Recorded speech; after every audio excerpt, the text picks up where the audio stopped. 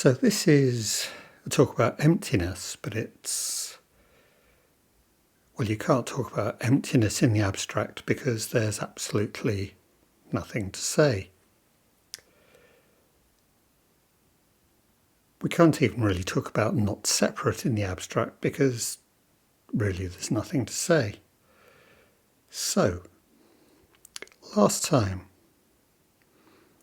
talking about remembrance, I was talking you have to teach soldiers to kill. That seems self-evident, obviously, but it's an important fact, something we maybe don't immediately think about in terms of war and violence. But equally, just as the individual we have to teach to kill, we have to create a society where killing is possible. How does that happen? What shapes us to enable that?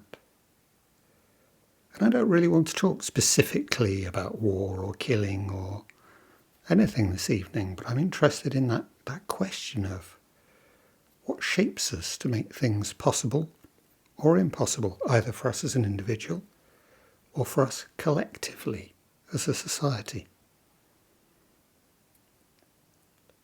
And obviously this is deeply ethical matter, but actually again I want us to forget morality, forget ethics. Let's talk about this in terms of emptiness, in terms of the emptiness of the self. Because this is fundamental in how we think about what this is, how I experience this, is absolutely fundamental to our practice. And this is a matter of our practice. It's not a matter of, oh yes, I can gain an understanding of this and then that will perfect my practice.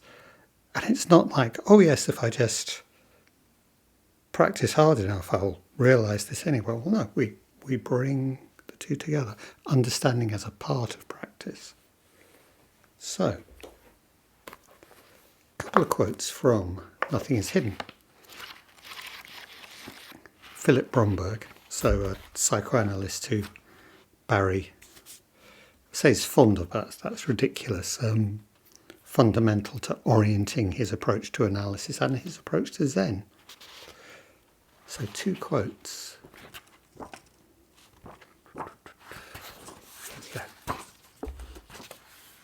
And we've talked a lot about, from time to time, and I'm sure we'll come back and do another proper talk, about Bromberg's idea of self-states, these discrete moments of self that I pass through rather than being one thing that changes. I'm this, I'm this, I'm this, I'm this.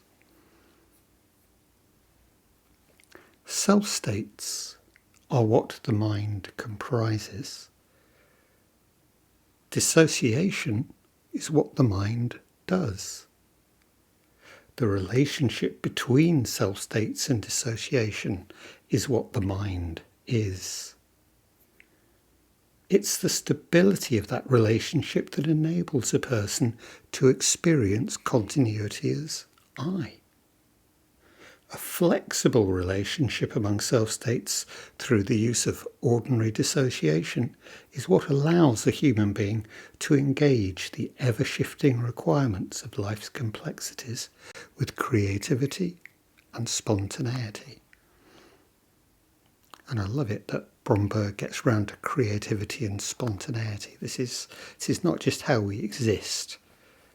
This is how we live a meaningful, engaged, active life. So, self-states are what the mind comprises. Okay, I'm this. And I'm this. Dissociation is what the mind does.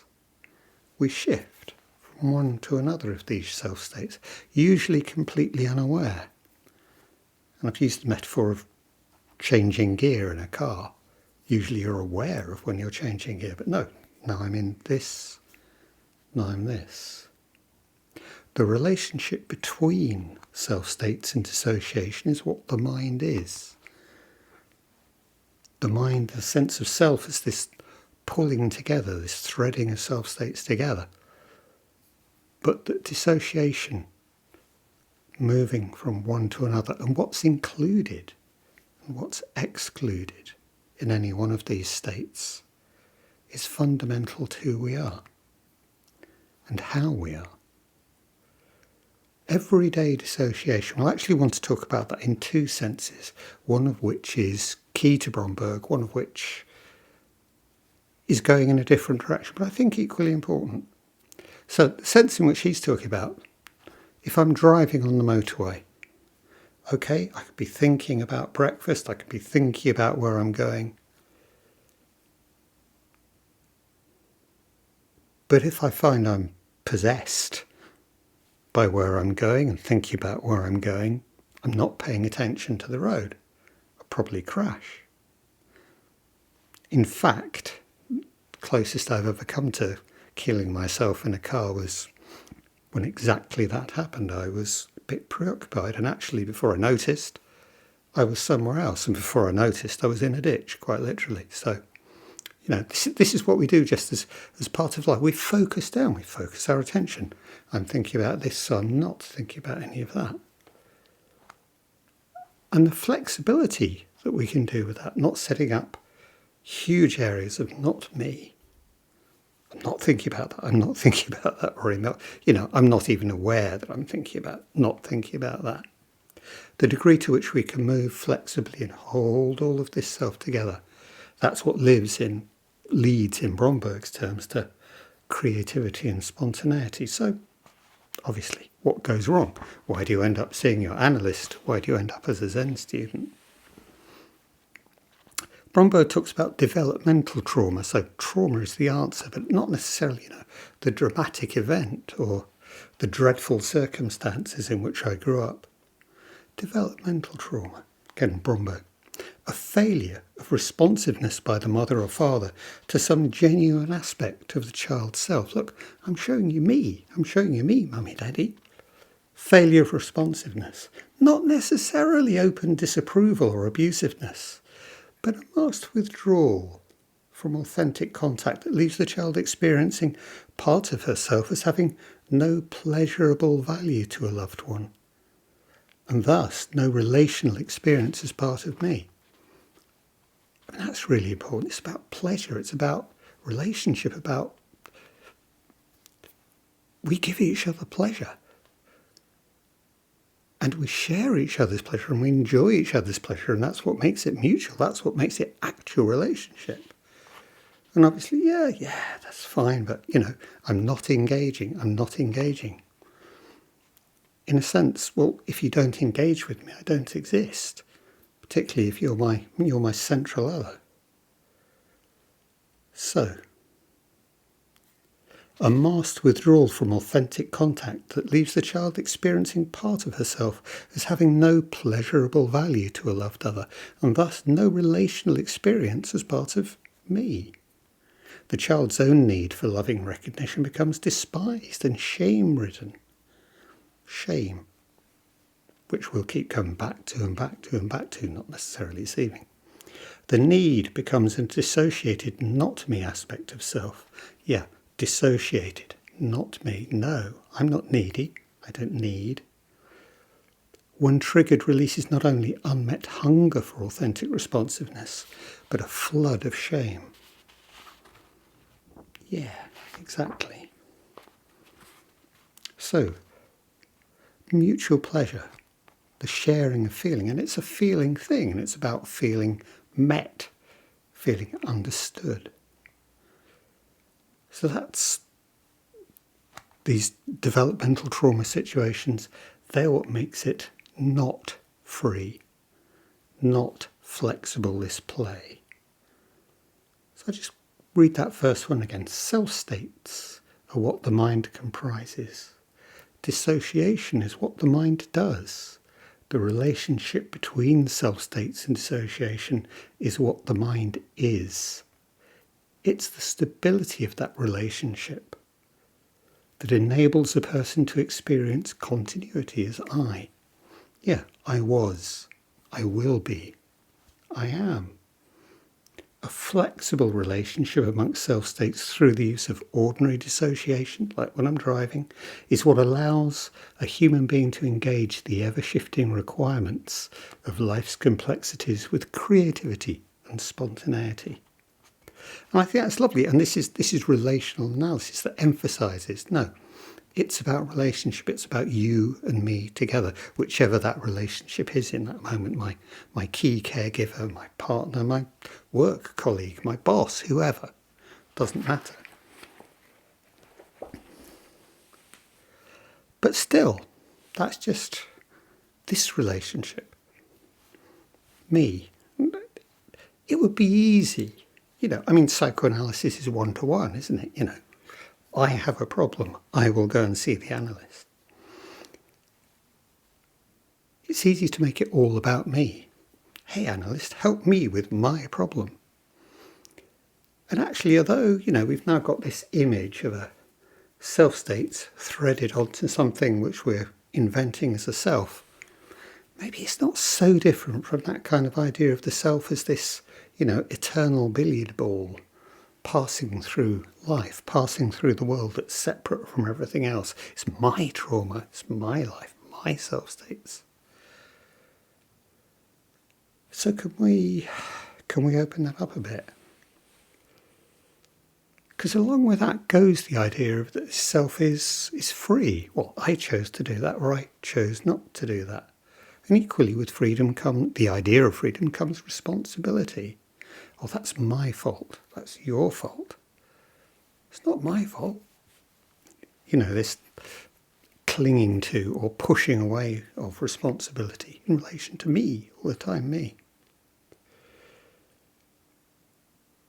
And if you like, that's the individual dimension. And then we can think about the social dimension.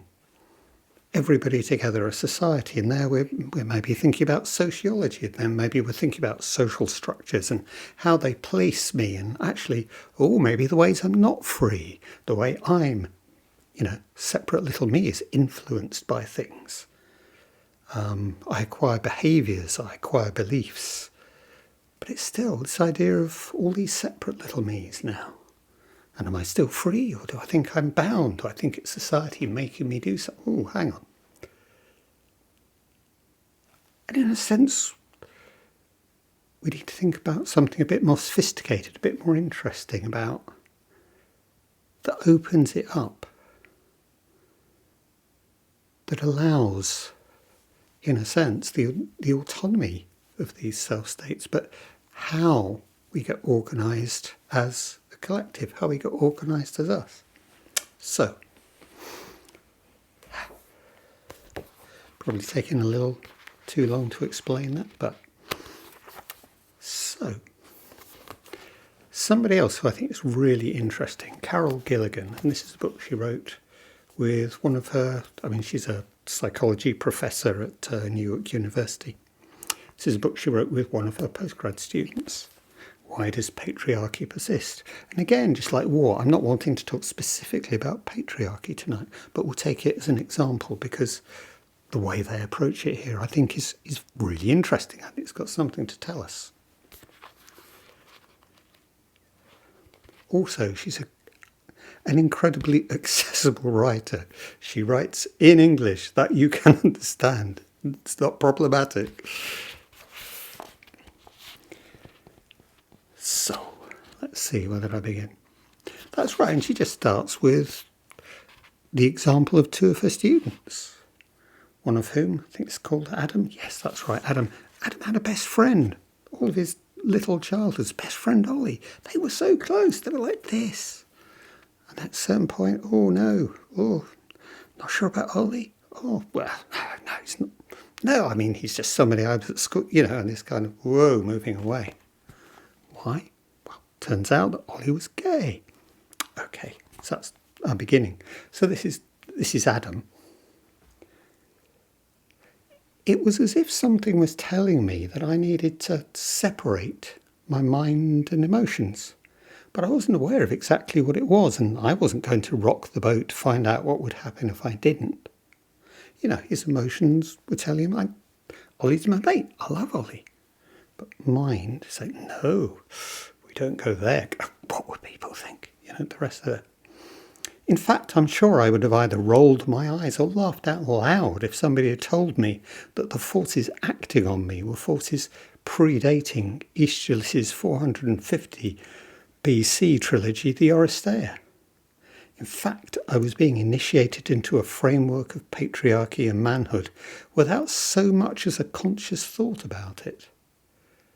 This is the problem with patriarchy. Its force, while massive, is non-tangible, and its effects are both indirect and pervasive. Better said, the culprit is a ghost. Okay, then a little bit further on. Another of her students, Jackie. Jackie, well, the big experience framing Jackie's life as a student was the fact that she was raped in college by somebody that she knew. And she didn't do anything about it. And then eventually she did. And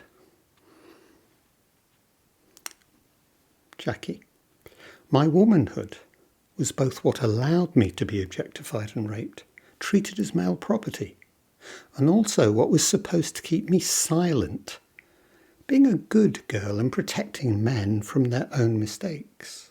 Talks about, can't ruin Tom's life because he made a mistake.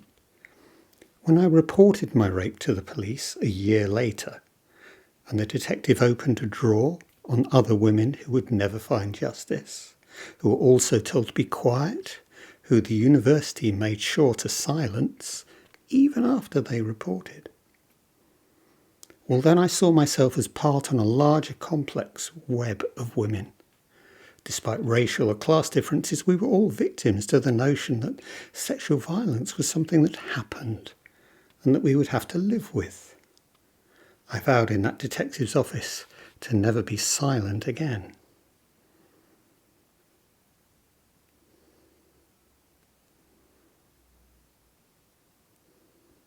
Yeah. So, Carol says, codes of masculine honour and feminine goodness have been culturally sanctioned and socially enforced. They also have been taken as natural, so that breaking these codes appears unnatural, or at least not what a real man or a good woman would do. Yet, Adam and Jackie prompt us to ask, is there also a psychology at work here? So not just forces of social sanction. Is there also a psychology at work here, driving Adam to separate his mind from his emotions, and thus not to think about what he's feeling? And Jackie to not know what she knew. And this is such a characteristic of a lot of dissociation, as we all do it. I sort of know, and I sort of don't, depending on which self-state I'm in. Sometimes they communicate, and I sort of know. Sometimes I don't know at all. Sometimes all I do is know. Just the complexity of this. Driving Adam to separate his mind from his emotions and thus not to think about what he's feeling. And Jackie to not know what she knew. In essence, we're asking, does patriarchy also have a psychological function protecting us from emotions and knowledge that have come to feel dangerous or unbearable? And is this in part why we come to embrace it? So this idea of protection, that we get something out of what is actually in other ways deeply damaging. Through dissociation. Dissociation as a protection mechanism. And obviously when I'm driving on the motorway, yes, absolutely protecting me, not thinking about any of this stuff. But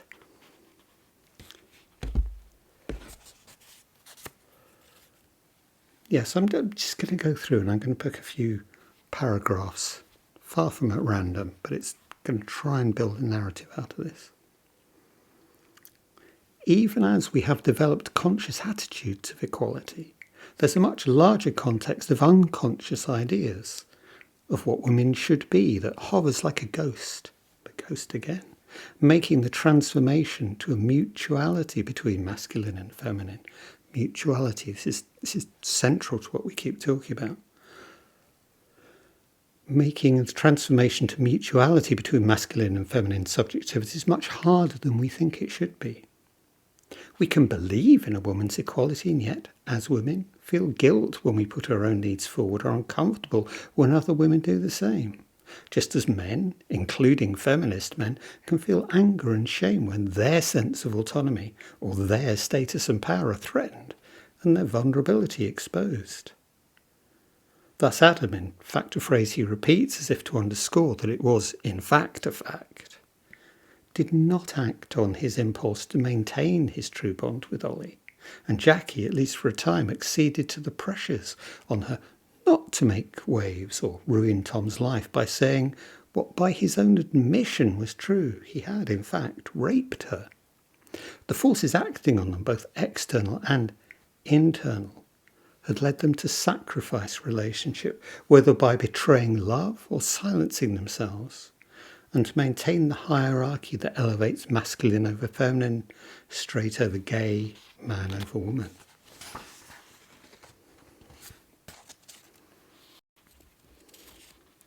So they say, Carol and Naomi, our work began with a question: does patriarchy persist not only because those in positions of power are loath to give up their privilege, but also because it has a psychological function by requiring a sacrifice of love for the sake of hierarchy? Think of Abraham commanded by God to sacrifice his son Isaac. Patriarchy steels us against the vulnerability of loving, and by doing so becomes a defence against loss. In this light, we suggest that forces outside our awareness may be driving a politics that otherwise appears inexplicable to many people.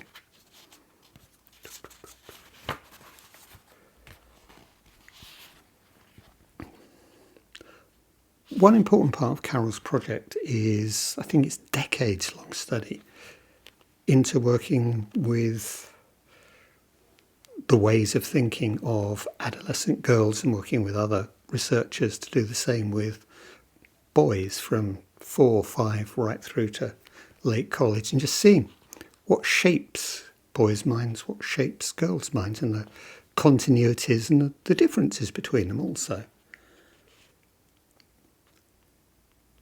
What she and the researchers that she was working with found that actually this emotional withdrawal, and an emotional withdrawal in different directions according to whether you're being brought up as a boy or being brought up as a girl, whichever route it takes, there's this kind of emotional disconnection in common. In this way, through an initiation that begins with young boys around the time they're entering school and that continues with girls as they reach adolescence and are becoming young women, and then replays among boys in adolescence when they're learning how to be a man, femininity comes to be associated with pseudo-relationships, so superficial relationships and the silencing of self, and masculinity with pseudo-independence. I don't need friends, I don't need relationships, I don't need anything. I'm self-sufficient. I can stand on my own 2 feet. That's what being a man is. A masculinity with pseudo-independence and the shielding of relational desires and sensitivities. We say this is, dissociation. Don't need to go there. Maybe I feel that way, but no, I don't need to go there. Two sides of the same coin, in that both are moves of the self out of relationship, designed paradoxically to facilitate having relationships. So we have relationship at a certain level, but one that doesn't involve this deep mutuality. This is what we mean by a loss of relationship, a loss of intimacy and connection, rather than a permanent physical separation per se. The loss of relationship, and this is one really interesting aspect, because they were doing interviews after interviews after interviews after interviews, coming back and talking to the same boy or girl, 6 months later, a year later, 5 years later. The loss of relationship is signalled by a loss of pleasure and literally a change in voice. You can see it, you can feel it, you can hear it in observing children in clinical settings and in everyday life.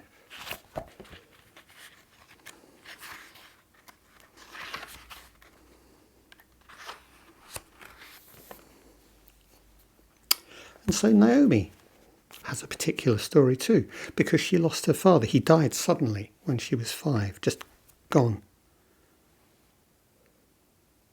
And the coping and the not being able to cope, and obviously the family trying to cope and not being able to cope, she becomes disconnected,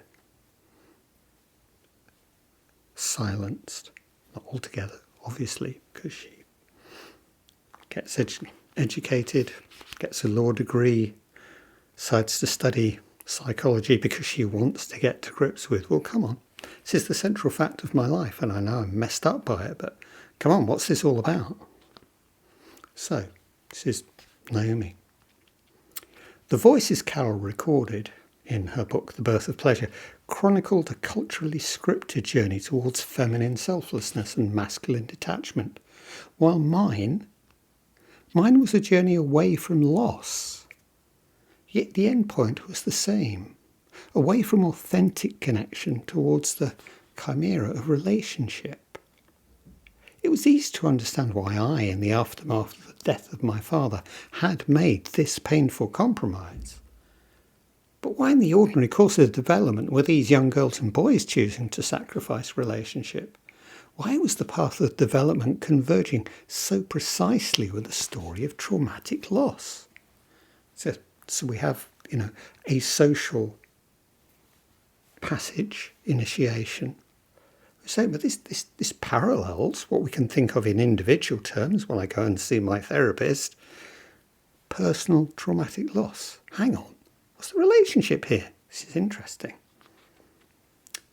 As I traced the connections between my personal response to trauma and the response of some boys and girls to the pressures of initiation, I began to wonder whether the forces acting on me, pressuring me to disconnect from my desire,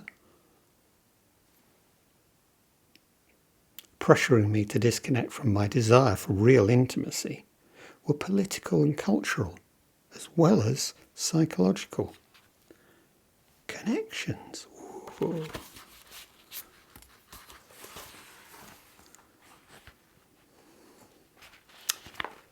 So, what they actually find is, using John Bowlby, who's a key figure in the development of the British tradition of psychoanalysis and the guy that developed the idea of attachment theory, so studying when very young children, their mother goes away and comes back. How do they cope with that? How do they cope with the loss of, their person? Is this okay? Is it not okay? So Bowlby's attachment theory began to form a framework for them. Observing the responses of young children to separations from their caregivers led Bowlby to lay out 3 stages of loss response: protest, despair, and detachment. In subsequent work, he observed that detachment takes 2 forms: compliant relatedness, termed by Bowlby anxious attachment or compulsive caregiving. So compliant relatedness, going along with everything, and compulsive caregiving. Remember, Bowlby's finding this with really, really small children. Or relational avoidance and emotional detachment, labelled avoidant attachment, compulsive self-reliance. Oh, this is interesting, isn't it, in relationship to what we've just been talking about?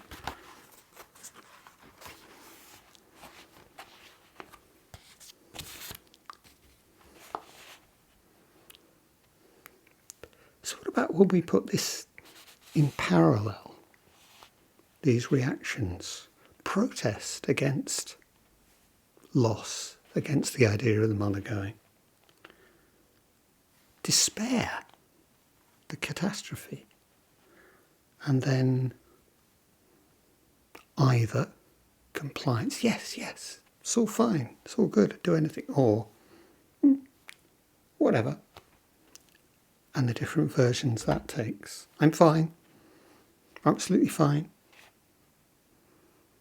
Children's resistance to an initiation driven by gender binary and hierarchy, the building blocks of a patriarchal order, follows the same trajectory as children's responses to loss. Protest, followed by despair and detachment. The significance of patriarchy is its investment in the move from protest to detachment. That is, in the loss of relationship, the betrayal of love, or the silencing of self, which removes a major obstacle to the preservation across generations of hierarchy. So these mechanisms of dissociation, whether it's in the individual infant or whether it's, all of us. To put it very concretely, when a boy cries and is then laughed at or shunned, or when a girl says what she actually feels and thinks and is then excluded, their encounter with the codes and script of patriarchal manhood and womanhood registers as a rupture of relationship. If you look closely at children when this happens, you'll see the loss of pleasure and hear the change in their voice. Following enough such encounters, once their initiation is complete, any move towards relationship will place their manhood or womanhood on the line.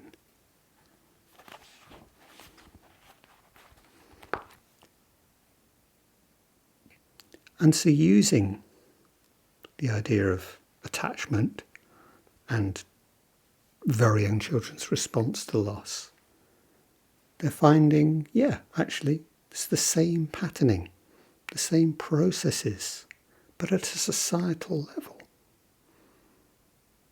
And of course, that ties into our individualised developmental trauma, whether that's the loss of a father when you're 5, whether that's shunning your best friend because they're gay, whether it's not feeling able to report a rape, whether it's whatever.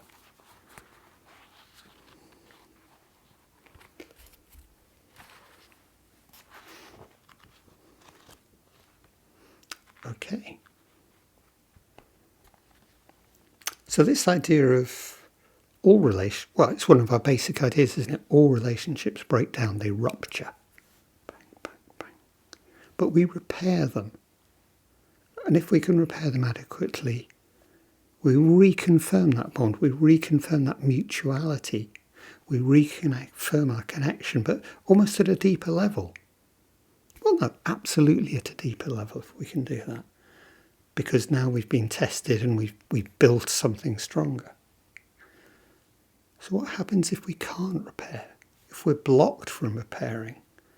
If what we've learnt, the patterns of dissociation that we've learnt, stop us repairing? Thus we came to see how patriarchy persists in part by forcing a loss of relationship and then rendering the loss irreparable. Without the possibility for repair, love, a force of nature that just has the power to uproot patriarchy, becomes sacrificed to protect us from the pain of loss. This sacrifice of love then serves the establishment of hierarchy and opens the way to its preservation. Our thesis points to a paradox. We give up relationship in order to have relationships, meaning a place. Yes, finding our place within the patriarchal order.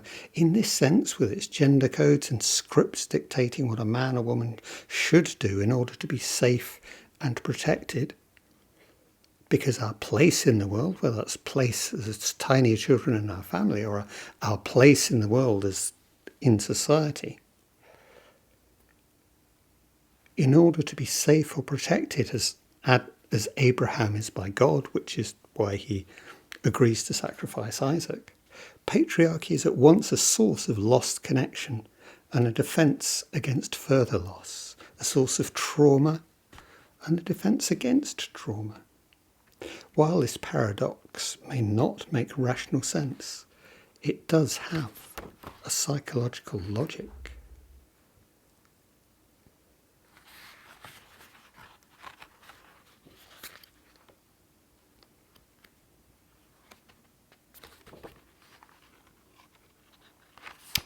So,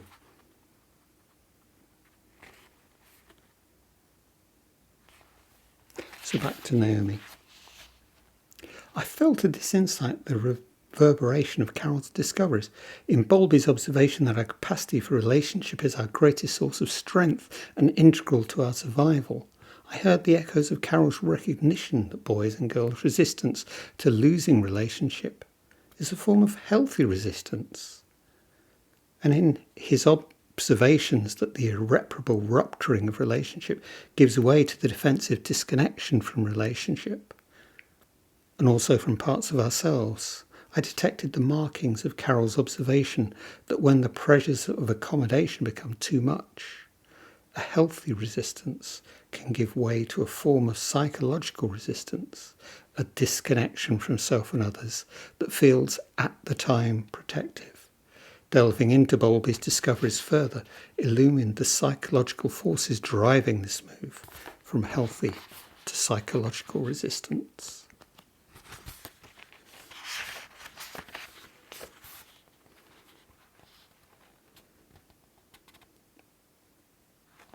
Thus we came to see how patriarchy persists in part by forcing a loss of relationship and then rendering the loss irreparable. I've read that bit. Fair. That we can't repair. And so I've just got one more little paragraph. So, the price of loss, the price of keeping loss safely behind us, is a sacrifice of love and of democracy, which, like love, depends on equal voice and responsive encouragement. However, within the psychology of loss that holds patriarchy in place are the seeds of resistance and transformation. Our natural response to loss is protest. Providing resonance for this protesting voice, hearing the voice of angry hope as the voice of healthy resistance, a human voice, neither unfeminine in its anger nor unmanly in its expression of vulnerability and care, is a key to repairing the ruptures in relationship on which patriarchy and all forms of injustice rely. I hope that wasn't too incoherent, but that's just a snapshot of the way they're framing this in a way that takes us from what we might mean by democracy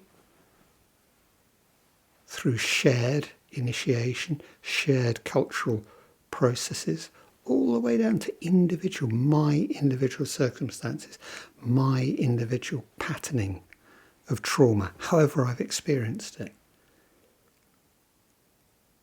which shapes me, not as a separate thing, but as these frame the self-states in which I find myself, which give onto both, compliance and despair and dissociation, but also to resistance, to protest, to the possibility of doing things other, to the possibility of reconnection, of true relationship. It's not a question in these terms of having or losing my true self. It's not a question of being influenced by a world which is entirely external to me. It's in the patterning of these self-states which I share with other people. We come to all these possibilities, possible outcomes, depending on the patterning of dissociation which frames me, whether that's flexible or whether it's hard and excluding. And just as everything I know about the world tells me not to think too much about other things when I'm driving on the motorway, sometimes that's easy, sometimes it's hard. Our initiation shapes us not to think about things, not to connect up my thoughts and my feelings, not to be open in my relationship, just naturally, reflexively, everyday dissociation. No, don't want to go there, don't want to go near my fear. Oh no, I don't want to go near connection because it's safe. But as we become aware of this, we begin to have options. There is the possibility of doing things differently, of protest, resistance. Now that might be going and being loud somewhere. Or it might be just really meeting my partner's eyes, or actually listening to what my child's saying, or a million other possibilities. Relationship, connection, that is the practical manifestation of the emptiness that we all are. Because as Nagarjuna reminds us, only by being empty can we actually be real.